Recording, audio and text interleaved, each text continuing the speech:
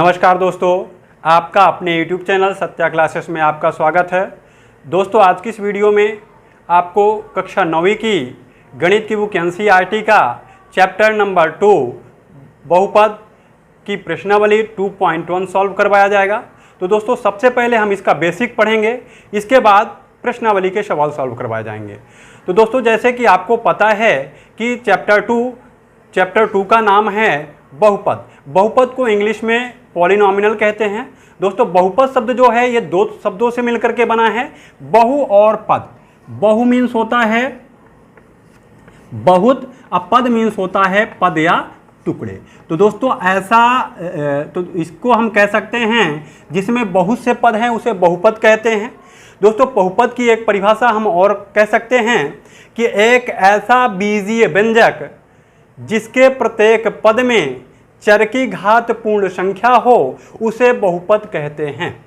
तो दोस्तों, पूर्ण संख्या क्या है ये आपको बताया जा चुका है। पूर्ण संख्या 0, 1, 2, 3 ये सब क्या पूर्ण संख्याएं हैं। तो प्रत्येक पद में चर की घात पूर्ण संख्या हो उसे हम बहुपद कहते हैं। तो दोस्तों, अब यहाँ पे बहुपद की परिभाषा में एक शब्द आता है बीजीय व्यंजक।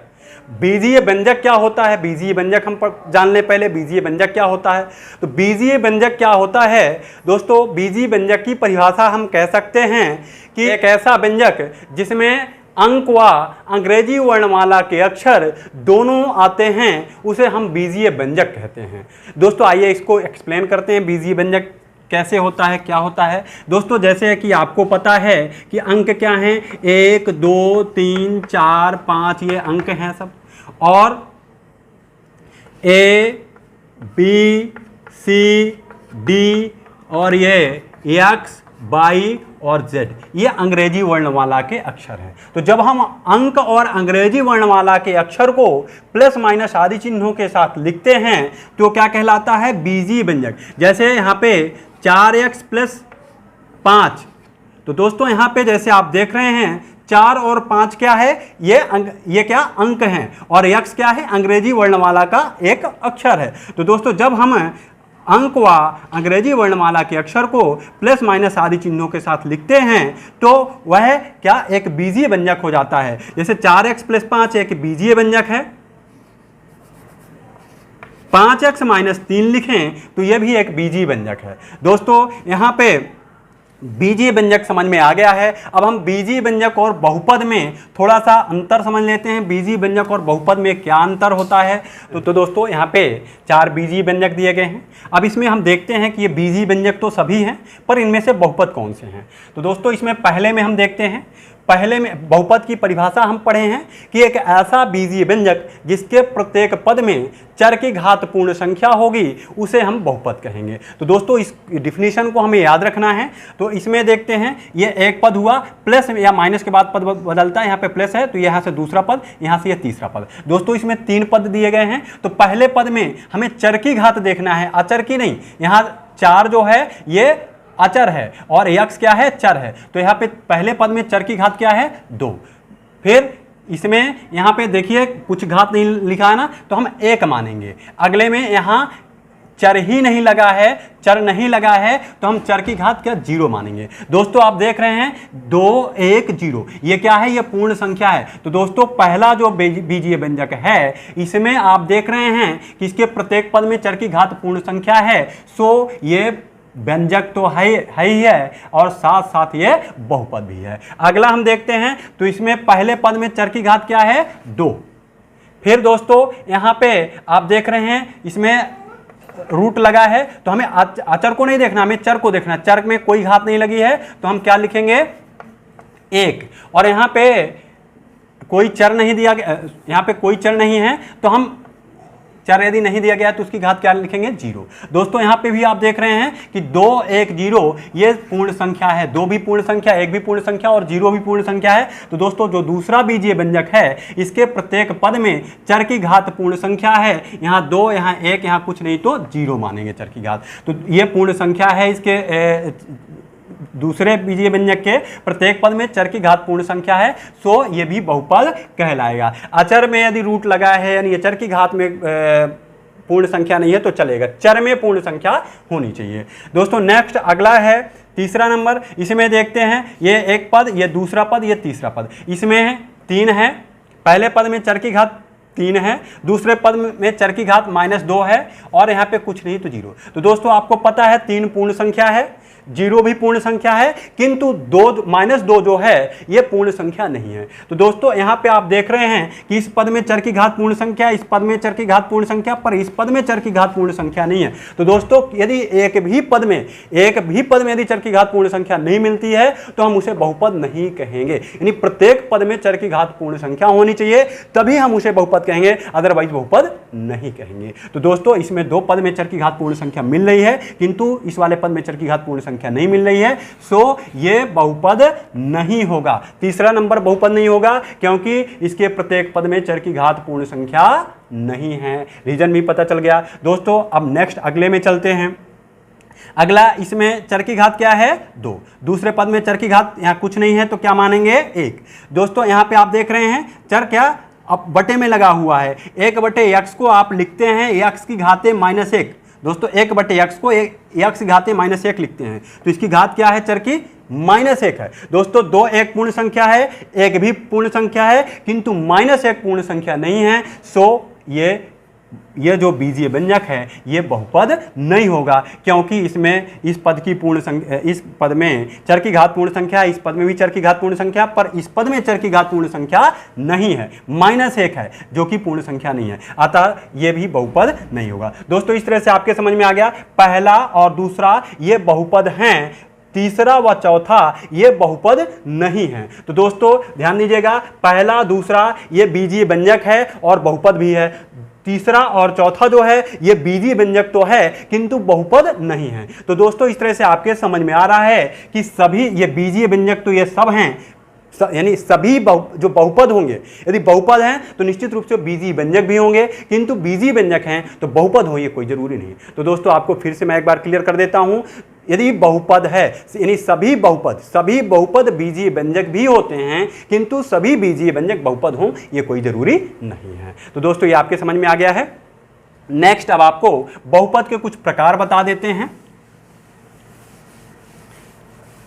दोस्तों बेसिक पे आप विशेष ध्यान दीजिएगा जिससे आपको क्लियर समझ में आए। दोस्तों यहाँ पे आपको मैं बताता हूँ, जैसे ये px बराबर क्या लिखे हैं 0। दोस्तों px बराबर 0 ये भी एक बहुपद है। ये कौन सा बहुपद है? ये एक शून्य बहुपद है। कौन सा? शून्य बहुपद, जिसे इंग्लिश में जीरो पॉलिनोमियल कहेंगे। इंग्लिश में क्या बोलेंगे? Zero polynomial. दूसरा दोस्तों यहाँ पे हम लिखते हैं, यदि हम px बराबर 5 लिखते हैं, यानी एक कांस्टेंट है, अचर संख्या है, तो ये भी बहुपद कहलाएगा। ये कौन सा बहुपद कहलाएगा? यहाँ पे कोई चर नहीं लगा है दोस्तों, तो ये भी बहुपद कहलाएगा। यहाँ पे चर ये एक अचर बहुपद कहलाएगा। ये एक शून्य बहुपद हो जाएगा, ये एक अचर बहुपद हो जाएगा। इसकी घात, इसमें चर की घात क्या है? शून्य हो जाएगा। नेक्स्ट अगला देखते हैं दोस्तों, यहाँ पे यदि हम यहाँ पे 5x + 3 लिखते हैं, 5x + 3, तो दोस्तों आप देख रहे हैं कि इस बहुपद में चर की घात कुछ नहीं लगा है तो हम क्या मानेंगे? 1। यदि चर की घात कुछ नहीं लगा है तो हम 1 मानते हैं, और एक ऐसा बहुपद जिसकी अधिकतम घात 1 हो उसे हम क्या बोलते हैं? रेखीय बहुपद। क्या बोलते हैं? रेखीय बहुपद। तो दोस्तों रेखीय बहुपद किसे कहेंगे? जिसमें चर की अधिकतम घात 1 हो उसे रेखीय बहुपद कहेंगे। इंग्लिश में इसे लीनियर पॉलिनोमियल बोलते हैं। तो दोस्तों समझ में आ गया, ध्यान दीजिएगा, जिसमें चर की अधिकतम घात 1 हो उसे रेखीय बहुपद बोलेंगे। दूसरा आता है, अगला है 5x² + 6x + 3। दोस्तों यहाँ पे आप देख रहे हैं कि इस बहुपद में चर की अधिकतम घात, इसमें क्या 2, यहाँ कुछ नहीं तो 1 मानेंगे, यहाँ चर ही नहीं तो 0, तो चर की अधिकतम घात क्या है? 2। यदि चर की अधिकतम घात 2 हो तो वो क्या कहलाएगा? वो द्विघात बहुपद कहलाएगा। दोस्तों यदि किसी बहुपद में चर की अधिकतम घात 2 हो उसे द्विघात बहुपद कहलाएगा, उसे द्विघात बहुपद बोलेंगे। इसी तरह से यदि चर की अधिकतम घात 3 है तो उसे त्रिघात बहुपद बोलेंगे। तो दोस्तों इस तरह से हम उसकी घात के आधार पर बहुपद को रेखीय बहुपद, द्विघात बहुपद और त्रिघात बहुपद में वर्गीकृत कर सकते हैं। नेक्स्ट, अब पदों के आधार पर पदों की संख्या के आधार पर हम बहुपद को वर्गीकृत भी कर सकते हैं। तो दोस्तों पदों की संख्या के आधार पर कैसे, जैसे यहाँ पे आप देख रहे हैं कि ये भी एक बहुपद कहलाएगा, ये भी एक बहुपद कहलाएगा। इसमें केवल एक पद है, सो ये एक पदी बहुपद कहलाएगा, यानी इसे हम इंग्लिश में मोनोमिनल कहते हैं। क्या बोलते हैं? मोनोमिनल। दूसरा यहाँ पे 4x + 5 लिखा हुआ है, यहाँ पे आप देख रहे हैं 1 और 2 पद हैं, तो इसे द्विपद बोलेंगे, द्विपद बहुपद बोलेंगे, जिसे बायनोमिनल बोलते हैं इंग्लिश में। अगला है यदि 3 पद दिया गया है तो इसे हम त्रिपद बहुपद बोलेंगे, यानी त्रिनोमिनल बोलेंगे। तो दोस्तों इस तरह से आपको घात के आधार पर और पद के आधार पर बहुपद का वर्गीकरण भी आपके समझ में आ गया। नेक्स्ट अब आपको प्रश्नावली में ले चलते हैं और प्रश्नावली के सवाल सॉल्व करवाते हैं। तो दोस्तों प्रश्नावली 1 का पहला क्वेश्चन दिया गया है, निम्नलिखित व्यंजकों में कौन कौन से एक चर में बहुपद हैं और कौन कौन से नहीं हैं, कारण सहित अपने उत्तर दीजिए। तो दोस्तों इसमें बताना है कौन से एक चर में बहुपद हैं और कौन से नहीं हैं। तो दोस्तों इसमें आइए हम देखते हैं कौन से बहुपद हैं कौन से नहीं हैं। तो इसको क्लीन कर देते हैं। यहाँ पे पहला नंबर क्वेश्चन लेते हैं, 4x² - 3x + 7। तो दोस्तों पहले नंबर में हम देखते हैं यहाँ पे 1 पद 2 पद 3 पद दिए गए हैं। तो ये 4x² - 3x + 7। तो दोस्तों 1 2 3 पद दिए गए हैं। तो पहले पद में चर की घात क्या है? 2। दूसरे पद में चर की घात यहाँ कुछ नहीं है तो क्या मानेंगे? 1। अगला जो पद है इसमें चर ही नहीं है, तो जब चर नहीं होता तो उसकी घात क्या? 0 मान लेते हैं। तो दोस्तों यहाँ पे देख रहे हैं इसके प्रत्येक पद में क्या, इसमें 2, इसमें 1, इसमें 0, 2 1 0, ये क्या है? पूर्ण संख्या है। क्या है? पूर्ण संख्या है। तो दोस्तों आप देख रहे हैं इस बीजीय व्यंजक के प्रत्येक पद में चर की घात पूर्ण संख्या है, सो ये बहुपद है। तो ये कारण हो जाएगा। ये भी क्वेश्चन ये भी कहता है कारण सहित उत्तर दीजिए। तो ये बहुपद क्यों है? क्योंकि इसके प्रत्येक पद में चर की घात पूर्ण संख्या है, इसलिए ये बहुपद है। तो दोस्तों ये कारण आप लिख सकते हैं। तो ये क्वेश्चन ये वाला समझ में आ गया। दोस्तों अब दूसरा नंबर क्वेश्चन लेते हैं। दूसरा नंबर क्वेश्चन है y² + √2। तो दोस्तों यहाँ पे देखते हैं 1 2 कितने पद दिए गए हैं? 2। पहले पद में चर की घात क्या है?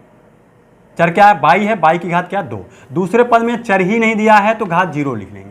अब दोस्तों 2 जो है ये पूर्ण संख्या है और 0 जो है ये भी पूर्ण संख्या है। तो दोस्तों यहाँ पे आप देख रहे हैं कि दूसरे बहुपद में प्रत्येक पद में चर की घात पूर्ण संख्या मिल रही है, सो ये भी बहुपद है, यानी दूसरा नंबर भी पहला बहुपद है, दूसरा भी बहुपद है। अब तीसरे नंबर क्वेश्चन में हम चलते हैं।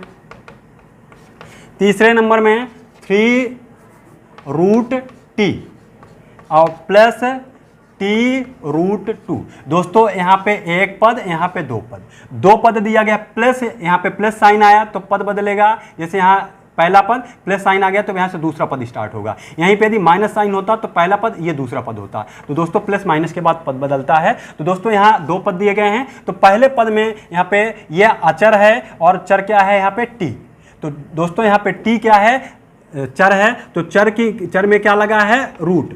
तो दोस्तों आपको पता होना चाहिए कि चर की घात यहाँ पे यदि रूट लगा, रूट का मतलब होता है कि घात में 1/2 होना। घात में क्या? रूट का मतलब होता है घात में 1/2 होना। तो दोस्तों यहाँ पे देख रहे हैं इस पद में चर की घात क्या है? 1/2। इस पद में चर की घात क्या है? यहाँ कुछ नहीं, इसकी घात में कुछ नहीं लिखा है ना, तो आप क्या मानेंगे? 1 मानेंगे। तो दोस्तों आप देख रहे हैं कि तीसरा नंबर जो बीजीय व्यंजक दिया गया है इसके पहले पद में चर की घात क्या है? 1/2 और दूसरे पद में क्या है? 1। तो दोस्तों यहाँ 1 तो पूर्ण संख्या है, पर 1/2 जो है ये पूर्ण संख्या नहीं है। तो ये जो तीसरा नंबर जो है, प्रत्येक दोस्तों बहुपद होने के लिए प्रत्येक पद में चर की घात पूर्ण संख्या होनी चाहिए। किसी भी एक पद में यदि पूर्ण संख्या नहीं है तो बहुपद नहीं कहेंगे। तो दोस्तों इस तरह से आप कह देंगे कि तीसरा नंबर जो है ये बहुपद नहीं है, क्योंकि इसके प्रत्येक पद में चर की घात पूर्ण संख्या नहीं है, इसलिए ये बहुपद नहीं है। कारण भी बता सकते हैं, क्योंकि इसके प्रत्येक पद में चर की घात पूर्ण संख्या नहीं है, इसलिए ये बहुपद नहीं है। तो दोस्तों ये तीसरा भी समझ में आ गया। नेक्स्ट चौथे नंबर में देखते हैं। चौथा नंबर दिया गया तो ये बहुपद है या नहीं है, इसको देखते हैं। तो क्वेश्चन दिया गया 22 और यहाँ पे 2/22। तो दोस्तों यहाँ पे पहले पद में चर की घात कुछ नहीं है तो 1 मानते हैं। यहाँ पे दोस्तों आपको बताया गया था कि यदि बटे में बाई लिखा हुआ है तो बटे में लिखा है तो उसकी घात क्या माइनस में मानेंगे, तो इसकी घात -1 हो जाएगी। तो दोस्तों इस पद में 2 पद दिए गए हैं, तो इसमें चर की घात क्या 1, इसमें चर की घात क्या -1। दोस्तों 1 तो पूर्ण संख्या है, यदि माइनस में कोई संख्या हो जाए तो उसे हम पूर्ण संख्या नहीं कहते हैं। तो दोस्तों ये पूर्ण संख्या है किंतु ये पूर्ण संख्या नहीं है। तो इस तरह से इसके एक पद में चर की घात पूर्ण संख्या है किंतु दूसरे पद में चर की घात पूर्ण संख्या नहीं है, तो ये बहुपद नहीं कहलाएगा। दोस्तों चौथा नंबर बहुपद नहीं कहलाएगा, क्यों? क्योंकि इसके प्रत्येक पद में चर की घात पूर्ण संख्या नहीं है। तो दोस्तों ये चौथा नंबर क्वेश्चन भी आपके समझ में आ गया होगा क्यों बहुपद नहीं है ये। अगला 5वें नंबर में चलते हैं। 5वां नंबर जो है x की घाते 10 है प्लस y की घाते 3 है प्लस t की घाते 50 दिया गया है। दोस्तों पहले पद में चलते हैं, चर की घात क्या 10 है। दूसरे पद में चलते हैं, ये चर है भाई, तो चर की घात क्या 3 है। अगले पद में चलते हैं, चर की घात क्या 50 है। दोस्तों यहाँ पे 0 से लेकर पूर्ण संख्या क्या होती है 0, 1, 2, 3, 4, 5, 6, 7 इनफाइनाइट। तो दोस्तों इस तरह से आप देख रहे हैं कि 0 से जब चालू करेंगे गिनना तो 10 भी आएगा, 3 भी आएगा, 50 आएगा। तो 10, 3 और 50 तीनों पूर्ण संख्या हैं, तीनों पूर्ण संख्या है। तो दोस्तों इसे हम बहुपद तो कहेंगे, इसे बहुपद तो कहेंगे। क्वेश्चन में एक शब्द ये भी कहता है कि एक चर में बहुपद। तो दोस्तों ये बहुपद तो है किंतु ये एक चर में बहुपद नहीं है, क्योंकि इसमें 3 ठो चर दिए गए हैं। एक ठो चर x है, दूसरा y है, तीसरा t है। तो दोस्तों ये बहुपद तो होगा किंतु एक चर में बहुपद नहीं है, ये इसमें 3 चर दिए गए हैं। तो दोस्तों ये क्वेश्चन नंबर फर्स्ट आपके समझ में आ गया होगा। नेक्स्ट दूसरा नंबर क्वेश्चन है, निम्नलिखित में से प्रत्येक में x स्क्वायर का गुणांक लिखिए। तो x स्क्वायर का गुणांक लिखना है, गुणांक मीन्स कोफिशिएंट कहते हैं, कोफिशिएंट बोलेंगे इंग्लिश में। तो दोस्तों इसमें x स्क्वायर का गुणांक हमें लिखना है। तो दोस्तों यहाँ पे देखिए, जैसे पहला नंबर क्वेश्चन दिया गया है 2 plus x square plus x, यहाँ पे हमें एक्स स्क्वायर को कोफिशिएंट लिखना है। बहुत ही सिंपल है कोफिशिएंट लिखना। दोस्तों यहाँ एक्स स्क्वायर को कोफिशिएंट लिखना है, तो देख रहे हैं कि 1, 2, 3 पद है ना। तो जिस पद में एक्स स्क्वायर लिखा हुआ है, एक्स स्क्वायर का हमें कोफिशिएंट लिखना है, तो जिस पद में एक्स स्क्वायर लिखा हुआ है तो एक्स स्क्वायर के अलावा उसमें और क्या लिखा हुआ है आप देख लीजिए। तो इसमें एक्स स्क्वायर लिखा है, तो एक्स स्क्वायर के अलावा एक्स स्क्वायर के गुणे में यहाँ कुछ लिखा है क्या? नहीं लिखा है ना, तो आप क्या मानेंगे 1। यदि कुछ लगा होता, सपोज करिए यहाँ पे 2 लिखा होता, 2x स्क्वायर होता है यहाँ पे, तो ये इसका कोफिशिएंट क्या हो जाता 2। यहाँ कुछ नहीं लिखा है तो आप इसका कोफिशिएंट क्या मानेंगे 1। तो दोस्तों इस तरह से आपके समझ में आ गया है कि हाँ यदि कुछ नहीं है तो हम क्या मानेंगे 1। कोफिशिएंट का मतलब जैसे एक्स स्क्वायर को कोफिशिएंट कहता है, तो इसमें 3 पद हैं, जिस पद में एक्स स्क्वायर दिया गया हो तो एक्स स्क्वायर के गुणे में क्या लिखा है, एक्स स्क्वायर को छोड़ करके जो शेष बचता है वो उसका कोफिशिएंट कहलाता है। दोस्तों जैसे यहाँ पे -3x स्क्वायर लिखा है, तो यदि यहाँ पे कहें कि एक्स स्क्वायर का कोफिशिएंट क्या है, तो एक्स स्क्वायर का कोफिशिएंट मतलब एक्स स्क्वायर को छोड़ करके जो शेष बचे वो एक्स स्क्वायर का यहाँ पे कोफिशिएंट हो जाएगा। तो दोस्तों यहाँ इस पद में एक्स स्क्वायर को छोड़ देंगे तो कुछ नहीं बच रहा ना, 1 मानेंगे, यहाँ पे कुछ नहीं है 1 मानते हैं। तो दोस्तों पहले पद में एक्स स्क्वायर का कोफिशिएंट क्या है 1। दूसरे पद में चलते हैं, यहाँ पे एक्स स्क्वायर का कोफिशिएंट यहाँ पे देखिए एक्स स्क्वायर के गुणे में कुछ नहीं, माइनस लगा है ना, तो इसका कोफिशिएंट क्या -1 हो जाएगा। तीसरे पद में चलते हैं, तो दोस्तों इसमें 1, 2 पद हैं, तो एक्स स्क्वायर को कोफिशिएंट कहता है, मीन्स एक्स स्क्वायर, जिस पद में एक्स स्क्वायर है तो उसमें, अब इस पद में एक्स स्क्वायर है ना, तो एक्स स्क्वायर को छोड़ करके शेष इस पद में क्या मिलता है, तो दोस्तों एक्स स्क्वायर को छोड़ दिया जाए तो क्या इस पद में मिलता है π/2। सो तीसरे नंबर में एक्स स्क्वायर को कोफिशिएंट हो जाएगा π/2। नेक्स्ट अगला नंबर है, चौथा नंबर है, इसको क्लीन कर देते हैं यहाँ पे दोस्तों, जिससे समझ में आ जाए, कोई कंफ्यूजन ना हो। नेक्स्ट अगला नंबर है, यहाँ पे आप देख रहे हैं कि √2 लिखा हुआ है। चौथा नंबर जो है √2x लिखा है और -1 लिखा है। यहाँ पे आप देख रहे हैं कि एक्स स्क्वायर लिखा ही नहीं है, एक्स स्क्वायर नहीं है, तो जिस हमें एक्स स्क्वायर को कोफिशिएंट लिखना है, यहाँ एक्स स्क्वायर वाला पद ही नहीं मिल रहा है, तो एक्स स्क्वायर का कोफिशिएंट क्या लिखेंगे 0। तो दोस्तों इस तरह से जो क्वेश्चन दिए गए हैं ये तो ठीक समझ में आ जाएंगे। इसके अलावा अतिरिक्त यदि कोई क्वेश्चन घुमा फिरा के देता तब भी आपसे बन जाना चाहिए।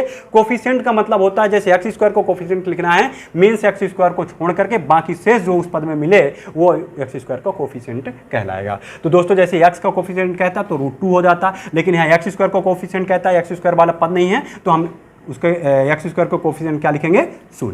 तो दोस्तों ये भी आपके समझ में आ गया होगा। नेक्स्ट तो दोस्तों अगला तीसरा नंबर क्वेश्चन है। क्वेश्चन क्या कह रहा है, 35 घात के द्विपद का और 100 घात का एक पदी का एक एक उदाहरण दीजिए। दोस्तों यहाँ पे 35 घात का द्विपद बहुपद लिखना है और 100 घात का एक पदी बहुपद लिखना है। तो दोस्तों यहाँ पे बहुपद ये घात का कहता है, तो घात मतलब क्या होता है दोस्तों, जैसे यहाँ पे आपको बता दें,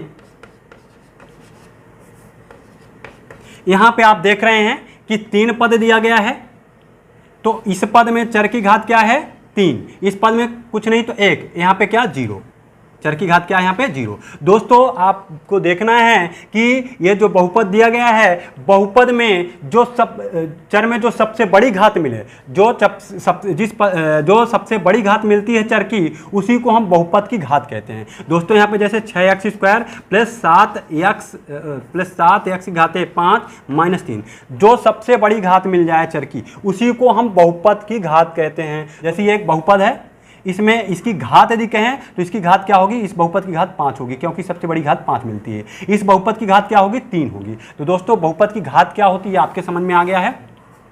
तो यहाँ पे क्या कहता है 35 घात का एक द्विपद लिखना है, यानी हमें एक ऐसा बहुपद लिखना है जिसमें जो 35 घात का हो और 2 पद हो। तो दोस्तों आप कोई भी लिख सकते हैं, कोई भी बहुपद का एग्जाम्पल लिख सकते हैं, बस यहाँ पे घात 35 होनी चाहिए।